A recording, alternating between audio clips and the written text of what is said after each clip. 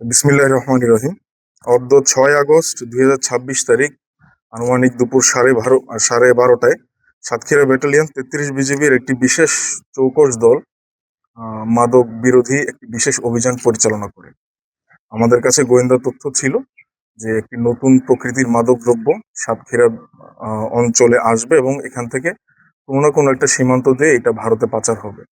So এই তথ্যের উপর বেস করে আমাদের বিশেষ আভিযানিক দল অবস্থান গ্রহণ করে এবং আনুমানিক 12:30টার দিকে সন্দেহভাজন আসামিকে গ্রেফতার করতে সক্ষম হয়।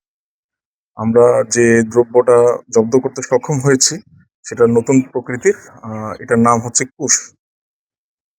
এই মাদক দ্রব্যটি মারিজুয়ানা ফুল কিংবা কুড়ি, এই কুড়ি থেকে এক্সট্রাক্ট করা হয়। এটার সাথে বিশেষ ধরনের কেমিক্যাল যেটার নাম হচ্ছে টেট্রাহাইড্রোক্যানিবেল, এই রাসায়নিক পদার্থটি মিক্স করা হয়, তারপরে প্রসেস করা হয়। প্রসেস করার পরে এটা লিকুইড, পাউডার কিংবা ট্যাবলেট আকারেও সিনথেটিক মাদক হিসেবে তৈরি করা হয় এবং ব্যবহার করা হয়।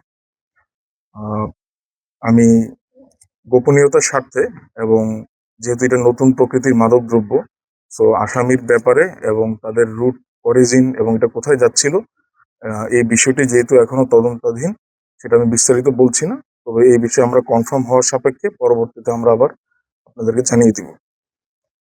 হাওয়ার আমরা প্রতিনিয়ত সাতক্ষীরা ব্যাটালিয়ন মাদকের বিরুদ্ধে কাজ করে যাচ্ছে, সীমান্তে কাজ করে যাচ্ছে এবং আমাদের দায়িত্বপূর্ণ এলাকা সীমান্তের অভ্যন্তরে 8 কিলোমিটারের মধ্যেও যদি মাদকের কোনো ধরনের অবস্থান কিংবা পাচার আমরা সেন্স করতে পারি, আমরা রেসপন্স করে থাকি।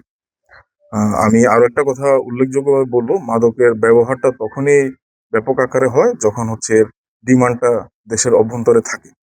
সো মাদক বিরোধী অভিযান কখনো একক প্রচেষ্টায় এটা শেষ করা সম্ভব হবে না। সো আমি বিনীতভাবে অনুরোধ করব পারিবারিক এবং সামাজিক পর্যায়েও এর ব্যবহার সম্পর্কে, এর কুফল সম্পর্কে যেন আমাদের সন্তান এবং যুব সমাজকে আমরা সচেতন করতে পারি, একই সাথে এর ব্যবহার যেন আমরা রোধ করতে পারি। তাহলে আমরা সম্মিলিত প্রচেষ্টায় আমরা মাদকের বিরুদ্ধে একটি কার্যকরী ব্যবস্থা গ্রহণ করতে সক্ষম হব। কুশ, হ্যাঁ, কুশ এই প্রথম এত বিপুল পরিমাণে রিকভারি হয়েছে, এই প্রথম। যদিও দেশের আভ্যন্তরীণ বাজারে এটা পাওয়া যায়, এটা গ্রাম আকারে বিক্রি করা হয়, পার গ্রাম 5 থেকে 6 হাজার টাকা করে এটা বিক্রি করা হয়।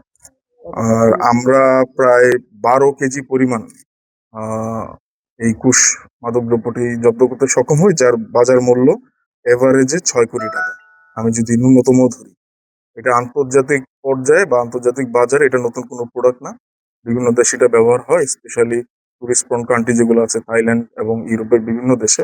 হাওয়ার আমাদের দেশে এই প্রথম এত বিপুল পরিমাণে জব্দ হয়েছে। Thank you.